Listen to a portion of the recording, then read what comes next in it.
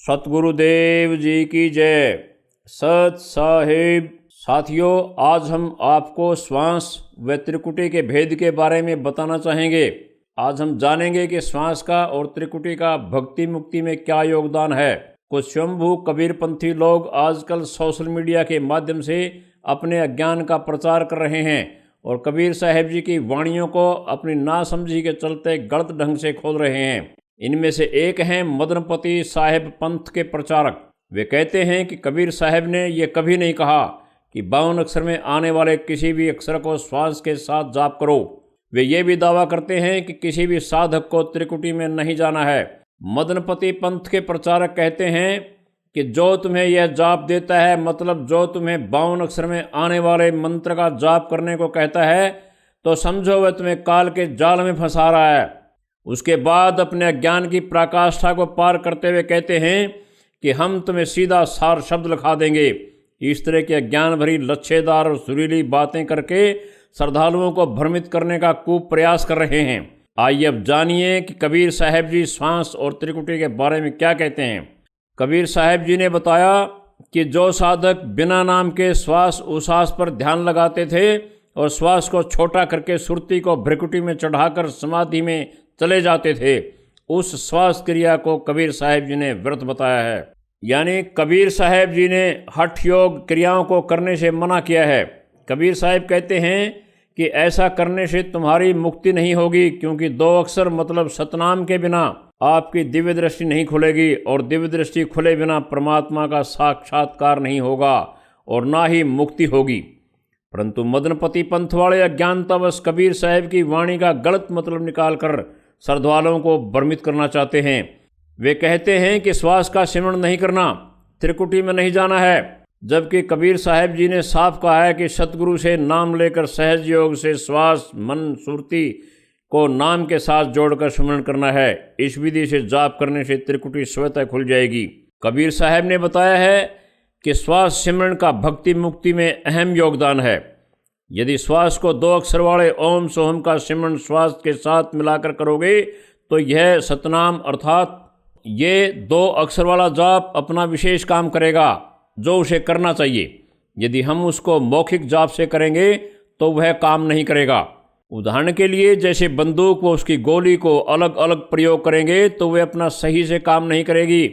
यदि गोली को हाथ से फेंक कर मारेंगे तो पत्थर की तरह काम करेगी। ऐसे ही बंदूक को बिना गोली के मारेंगे तो वह लाठी डंडे का काम करेगी, लेकिन गोली को बंदूक में डालकर प्रयोग करेंगे तो वह अपना काम सही करेगी जिसके लिए उसे बनाया गया है। ठीक इसी प्रकार यदि नाम मंत्रों को श्वास के साथ जाप करेंगे तो इन मंत्रों का आपको बहुत फायदा मिलेगा जो मिलना चाहिए। यदि इन मंत्रों का जाप श्वास के साथ नहीं करेंगे तो पूरा लाभ नहीं मिलेगा जो मिलना चाहिए। अब आपको समझाते हैं कि आत्मा की 2 धाराएं होती हैं, सुरति और नृति। इसलिए आत्मा को अपना निज स्वरूप व निज घर का पता नहीं है, बार बार गर्भ में पड़ती है और नाना प्रकार के दुख भोग रही है। उस परम सुख की तलाश में जीवन भर भटकती रहती है। जो सुख आत्मा ने सतलोक में भोगा हुआ है उसी को इस संसार में ढूंढ रही है, लेकिन प्राप्त कैसे हो यह आत्मा को ज्ञान नहीं। यदि पूरा सतगुरु मिल जाए और उसे 2 अक्षर का सतनाम और 1 अक्षर का सारनाम प्राप्त हो जाए तो दोबारा सतलोक में जा सकती है, अर्थात पूर्ण मोक्ष को प्राप्त कर सकती है। यदि सतनाम व सारनाम का जाप मन पवन सुरत नृत्य के साथ किया जाए तो आत्मा के बंद पड़े आँख व कान खुल जाएंगे, अर्थात दिव्य दृष्टि खुल जाएगी तथा सतनाम और सारनाम के जाप से निजघर यानी सतलोक में जाने वाले रास्ते में जो रुकावटें हैं, अर्थात जो द्वार बंद पड़े हैं, वे खुल जाएंगे। जैसे सुषुम्ना, त्रिकुटी, त्रिवेणी, ब्रह्मरंध्र अर्थात 10वां द्वार, 11वां द्वार और 12वां द्वार खुल जाएंगे। 12वें द्वार के खुलने के बाद सार शब्द प्रकट होगा और सार शब्द का सिमरण करने से सतलोक में हो रहे सभी दृश्य यहाँ बैठे बैठे त्रिकुटी में दिखाई व सुनाई देंगे। जैसे अनहद बाजे बजते हैं और परमात्मा का साक्षात्कार होने लगेगा, फिर आत्मा को परम आनंद की अनुभूति होने लगेगी और उसी में अभ्यस्त हो जाएगी। आत्मा उस आनंद के बिना एक पल भी नहीं रह सकेगी, यानी व्याकुल रहने लगेगी और इस मायावी संसार से मोह भंग होने लगेगा। यहाँ की कोई भी चीज़ अच्छी नहीं लगेगी। अपने निज घर सतलोक को जाने के लिए व्याकुल हो जाएगी। जैसे ही शरीर छूटेगा, आत्मा सार शब्द को पकड़कर पक्षी की तरह उड़ती हुई सार शब्द के साथ साथ सतलोक को चल पड़ेगी। पूर्ण गुरु जी का नूरी स्वरूप सार शब्द के अंदर दिखाई देता रहेगा। गुरु जी आगे आगे साथ चलकर आत्मा को अपने निज घर यानी सतलोक में जाकर छोड़ देंगे। अब यहाँ बंदी छोड़ सतगुरु रामपाल जी महाराज के मुख कमल से शब्द सुनिए। सतलोक में चल मेरी सुरता, ये मत ना लावे देरी, साच कहूँ ना झूठ रती भर, तू बात मान ले मेरी। प्रथम जाना सत्संग के में, चर्चा सुनना आत्म ज्ञान की, और सुन के सत्संग जागी नहीं तो तू पूछ समान की। प्रथम जाना सत्संग के मां, चर्चा सुनना आत्म ज्ञान की, और सुन के सत्संग जागी नहीं तो तू पूछ समान की। तीर्थ व्रत और पितर पूजा या कोना किसे काम की, लेकर नाम गुरु से भक्ति कर कबीर भगवान की। तीर्थ व्रत ये पितर पूजा कोना किसे काम की, लेकर नाम गुरु से भक्ति कर कबीर भगवान की। मत सुनना इस मन शैतान की, यो चौकस घाल घेरी, साच कहूँ ना झूठ रती भर, तू बात मान ले मेरी। काल लोक में कष्ट उठावे, यो कोना तेरा ठिकाना, मात पिता संतान संपत्ति का तो झूठा तनरी ताना। काल लोक में कष्ट उठावे, यो कोना तेरा ठिकाना, मात पिता संतान संपत्ति का तू झूठा तनरी ताना। जाप अजप्पा मिल जावे, जब सुमरण में मन लाना, सार शब्द तेरे काटे बंधन, फिर आकाश से उड़ जाना। जाप अजप्पा सतनाम जो मिल जावे, जाप अजप्पा मिल जावे, तब सुमरण में मन लाना, सार शब्द तेरे काटे बंधन, आकाश से उड़ जाना। तिरकुटी में आना है सुरता, मत ना भटके बेरी, साच कहूँ ना झूठ रती भर, तू बात मान ले मेरी। सतलोक में चल मेरी सुरता, हे मत ना लावे देरी, साच कहूँ ना झूठ रती भर, तू बात मान ले मेरी। तिरकुटी में जा कहे सुरता, वहाँ चारों ओर लखावे, शब्द गुरु वहाँ प्रगट होवे, उससे ब्याह करवावे। तिरकुटी में जा कहे सुरता, वहाँ चारों ओर लखावे, शब्द गुरु वहाँ प्रगट होवे, उससे ब्याह करवावे। नूरी रूप गुरु का होके तेरे आगे आगे जावे, सतलोक में सेज बिछी तेरे चौकस लाड लडावे। जन्म मरण मिट जावे ही सुरता, वो आनंद काया तेरी, साच कहूँ ना झूठ रती भर, तू बात मान ले मेरी। साथियों, सतलोक में जाना तभी संभव होगा जब पूर्ण संत से मंत्र प्राप्त हो, जिसको नाम देने का अधिकार हो। उनसे नाम लेकर मर्यादा में रहकर सतनाम 2 अक्षर वाले और सार नाम 1 अक्षर मंत्र का जाप सुरती, नृति, श्वास और मन के साथ करेंगे। यह ज्ञान वर्तमान में पूरी पृथ्वी पर संत रामपाल जी महाराज जी के पास है और उन्हीं को नाम दीक्षा देने का अधिकार है। आज देश विदेशों में लाखों भक्त नाम दीक्षा लेकर अपने आध्यात्मिक सफर की ओर तेजी से बढ़ रहे हैं। बहुतों को अनुभव हो रहा है तथा दुखों का और पापों का नाश हो रहा है। सतभक्ति करने से सारे लाभ मिलते हैं, अर्थात अर्थ, धर्म, काम और मोक्ष पूर्ण होते हैं। सच्चे नाम की यही पहचान होती है। सच्चे नाम से दुख भी दूर होंगे और मोक्ष भी मिलेगा। जो यह कहते हैं कि दुख तो भोगना ही पड़ेगा लेकिन तुम्हारा मोक्ष करा देंगे, वे आपको गुमराह कर रहे हैं। उनके पास सच्चा भक्ति मार्ग नहीं है। उनके लिए कबीर साहब कहते हैं, सर्प की बम्बी हाथ फंसावा, बिच्छू मंत्र जान नहीं पावा। इस वाणी का भावार्थ है, बिच्छू काटने की दवा का ज्ञान नहीं, सर्प के बिल यानी सुराग में हाथ डालते हैं जिनके काटने मात्र से मौत हो जाती है, अर्थात दुख दूर करने वाले नाम मंत्रों का ज्ञान नहीं है, मोक्ष करवाने का ठेका लेते हैं। सच्चे और झूठे गुरु की यही पहचान होती है। सच्चे गुरु के दिए नाम से दुख भी दूर होंगे, सुख भी मिलेगा और पूर्ण मोक्ष भी होगा।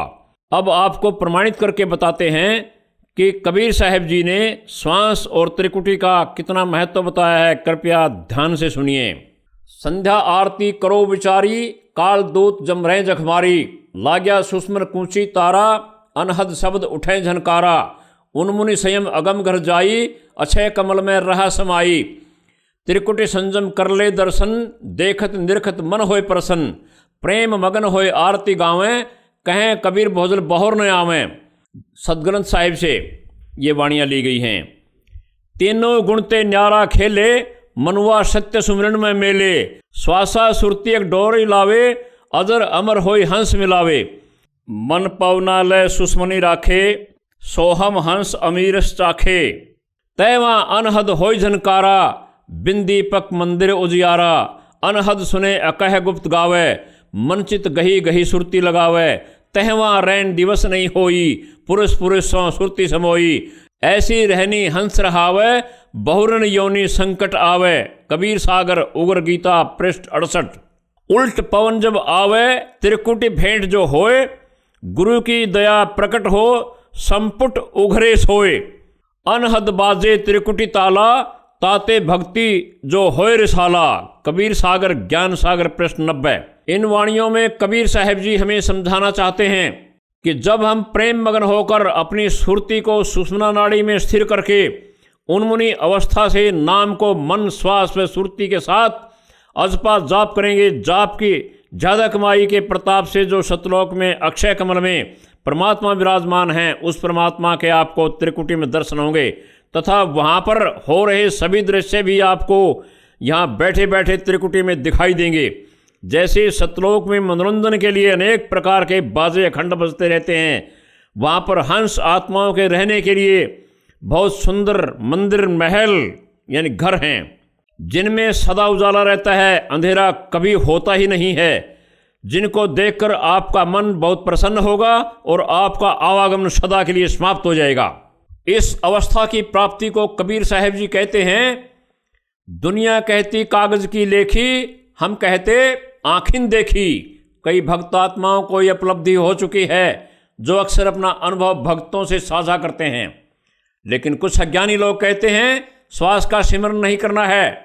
उनका कहना है कि जब तुम्हारी मृत्यु हो जाएगी तो तुम्हारा श्वास यहीं रह जाएगा, केवल सूक्ष्म शरीर साथ चलेगा, तो श्वास सिमरन क्या काम आया।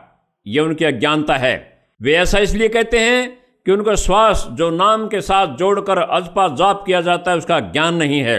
हमने सुरती नृति मन व श्वास को नाम के साथ जोड़कर जीते जी नाम की कमाई कर लेनी है। मृत्यु के बाद श्वास की आवश्यकता ही नहीं पड़ेगी, अर्थात जीते जी सार शब्द को प्राप्त कर लेना है जो हमारा जहाज बनकर आत्मा को सतलोक ले जाएगा। शरीर छोड़ने पर श्वास की आवश्यकता ही नहीं रहेगी। इस बारे में गरीबदास जी महाराज श्वास सिमरन का महत्व अपनी वाणी में बता रहे हैं, कृपया सुनिए। नौका नाम जहाज है, बैठो संत विचार, सुरत निरत मन पवन से खेवा होए पार। श्वास श्रुति के मध्य है, न्यारा कदे ना हो, सतगुरु साक्षी भूत को राखों सुरती समोय। श्वासा पारस भेद हमारा, जो खो जैसो उतरे पारा। श्वासा पारस आदि निशानी, जो खो जैसो होय द्रबानी। चार पदार्थ उर्मे जो है, सुरती नृति मन पवन समोय। इन वाणियों के माध्यम से सतगुरु जी महाराज हमें बता रहे हैं कि भवसागर से पार होने के लिए एक नाम ही जरिया है। उसे नौका कहो चाहे जहाज कहो, यदि उस नाम का सुरती नृत्य मन व श्वास के द्वारा जाप करेंगे तो वो नाम हमें पार करेगा। कबीर साहिब जी अपनी वाणी में श्वास के साथ सतनाम यानी 2 अक्षर का जाप अजप्पा विधि से करने को कहते हैं। कबीर सागर श्वास गुंजार के पृष्ठ 93 पर कबीर साहिब जी ने अपनी वाणी में कहा है, श्वासा सार कहे गुंजारा, जाप जपे सतनाम प्यारा, अजपा जप जपे सुखदाई, आवन जाए रह ठहराई। कबीर सागर श्वास गुंजार पृष्ठ 93। इसी प्रकार गरीबदास जी महाराज ने अपनी वाणी में त्रिकुटी के बारे में बताते हुए कहा है, सोहम जाप अजाप थरपो, त्रिकुटी संयम धुन लगे, मान सरोवर नहन हंसा, गंग सहस्र मुखजित बगे। त्रिकुटी कमल परमहंस पूर्ण, सतगुरु समर्थ आप हैं, मन पवन समसिंध मेलो, सुरत नृत्य का जाप है। त्रिकुटी कमल 2 दल वर्णो, परमहंस परवाना, सुन सतगुरु का धाम बताऊं, मिट जाए आना जाना। गरीबदास जी महाराज बताते हैं कि नाम को सुरती मन पवन के साथ जपना है, जिसके द्वारा आपकी त्रिकुटी त्रिवेणी खुलेगी और परमात्मा का दर्शन होगा। इसी प्रकार गुरु नानक देव जी भी अपनी वाणी में त्रिकुटी व श्वास सिमरण के बारे में प्राण संगली के भाग 2 के पृष्ठ 148 और 157 पर वाणी में कहते हैं, अनहद बाजे रण झनकार, त्रिकुटी फूटी मुक्त द्वार, मन पवन को राखे बंद, लेहे त्रिकुटी त्रिवेणी संध। प्राण संगली भाग 2 पृष्ठ 148। ततु त्रिवेणी त्रिकुटी खुले, नानक तब दर्शन पाया आदि चलूले। प्राण संगली भाग 2 पृष्ठ 157। मन पवन को ले शब्द को बंद, नानक इहू टूटे जम का फंद। प्राण संगली भाग 2 पृष्ठ 59। इस तरह अनेकों जगहों पर कबीर साहिब जी, गरीबदास जी महाराज व नानक जी की वाणियों में आपको त्रिकुटी में जाने के लिए तथा श्वास द्वारा जाप करने के ढेरों प्रमाण मिल जाएंगे। आप खुद पढ़ सकते हैं। दुनिया को भ्रमित करने के लिए ये मदनपति पंथ के काल दूत अपनी ड्यूटी करते रहेंगे, लेकिन आपने मस्त हाथी की तरह भक्ति मार्ग पर चलते रहना है और अपने आत्म कल्याण मार्ग से भ्रमित नहीं होना है। आज आप सब पढ़े लिखे हैं, आपके पास सभी सद्ग्रंथ उपलब्ध हैं, किसी को भी बहकाया नहीं जा सकता। साथियों, अब यह स्पष्ट हो गया कि त्रिकुटी में तो जाना ही पड़ेगा। त्रिकुटी में जाने के बाद हमारी तीसरी आंख यानी दिव्य दृष्टि बनेगी। त्रिकुटी एक तरह का इंटरनेशनल एयरपोर्ट है। वहाँ पर तो सब साधकों को आना ही पड़ता है, चाहे हठ योग से आए या सहज योग से आए। त्रिकुटी से मुक्ति का सफर शुरू होता है। सभी दृश्य त्रिकुटी में ऐसे दिखाई देंगे जैसे खगोल शास्त्री ब्रह्मांड में हो रही खगोलीय घटनाओं को टेलीस्कोप के द्वारा यहाँ से बैठे बैठे देख लेते हैं। आपको कबीर साहब, गरीबदास जी महाराज व बाबा नानक जी की वाणी में नाम को सुरती मन पवन के साथ जोड़कर जपने का प्रमाण व त्रिकुटी में जाने का प्रमाण भी दिखा व समझा दिया। अब भक्तात्माओं, आपको संशय नहीं रहना चाहिए, यह मदनपति पंथ का प्रचारक झूठ बोल रहा है, सबको गुमराह करने की चेष्टा कर रहा है। आपको ढेरों प्रमाण दिखा दिए हैं।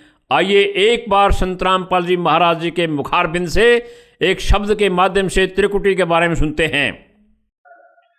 त्रिकुटी में झांकी सुरता तोहे पति बुलावे है, इस मोह ममता के जाल में तने काल फसावे है।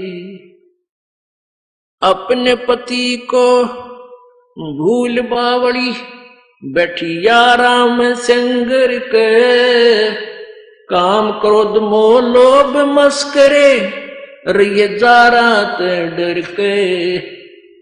अपने पति को भूल बावड़ी बैठी आराम संगर के, काम क्रोध मोह लोभ मस्करे रही जा रात डर के।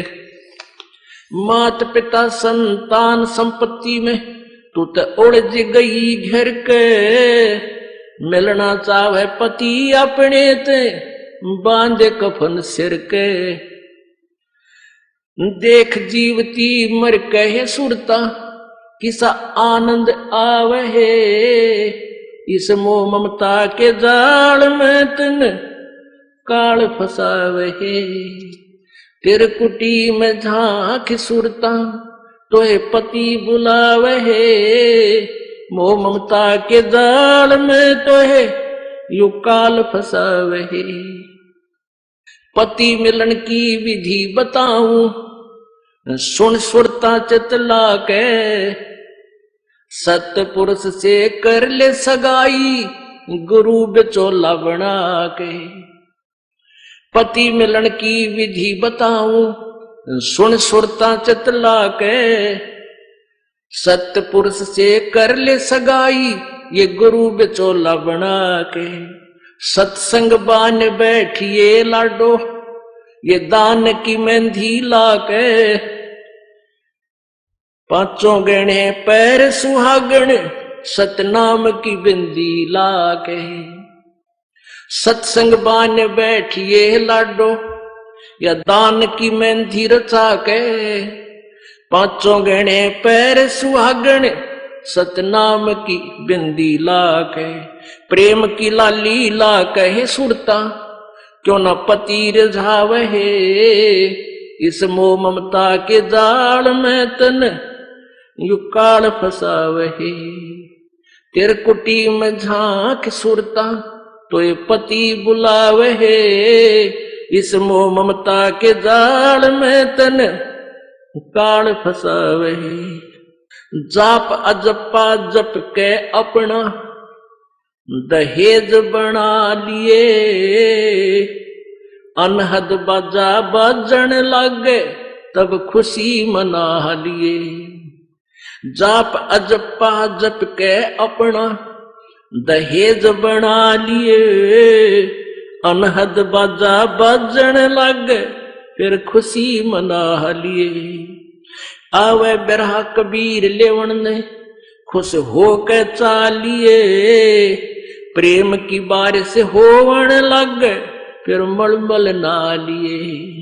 सार शब्द का सुरमा गा लिए, जो पति को भाव है, इस मोह ममता के जाल में तने काल फसावहे। तिरकुटी में झांक सुरता तोहे पति बुलावहे, इस मोह ममता के जाल में तोहे काल फसावहे। आधीनी की मांग भरा के तू चलिए नाड़े झुका के, संत समागम बरात तेरी तन ले जावेगा ब्याह के। आधीनी की मांग भरा ले चलिए नाड़े झुका के, इस संत समागम बरात तेरी तन ले जावेगा ब्याह के। सुरत नृत है डोली तेरी, बैठ सुन शिखर में जाके, ये मकर तार का खेल कांगना अल्लल ध्यान जचा के।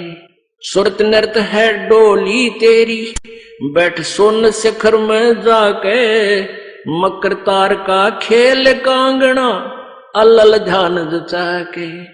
बैठ विश्वास सेज बिछा के, वो शब्द छैल आवहे, इस मोह ममता के जाल में तो है काल फसावहे। तिरकुटी में झांक सुरता तो ये पति बुलावहे, इस मोह ममता के जाल में तो है काल फसावहे। दिव्य दृष्टि से देख लिए तू अपने पति का सेरा, सुन शिखर में एक श्वेत महल है, जहां तेरे पति का डेरा। दिव्य दृष्टि से देख लिए तू अपने पति का सेरा, सुन शिखर में श्वेत महल है, वहां तेरे पति का डेरा। इन त्रिलोकी यारों को भूल बावड़ी, इच्छा बीज भस्म हो तेरा। राम दुहाई साच कहत हूँ, सतगुरु करावे फेरा। इन त्रिलोकी यारों को भूल बावड़ी, इच्छा बीज भस्म हो तेरा। राम दुहाई सच कहत हूँ सतगुरु करावे फेरा।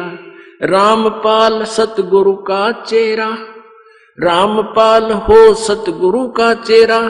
यू काल खड़ा लखावे है, इस मोह ममता के जाड़ में तो है काल फसावे है। तिरकुटी में झांक सुरता तो है पति बुलावे है, इस मोह ममता के जाल में तो है यू काल फसावे है।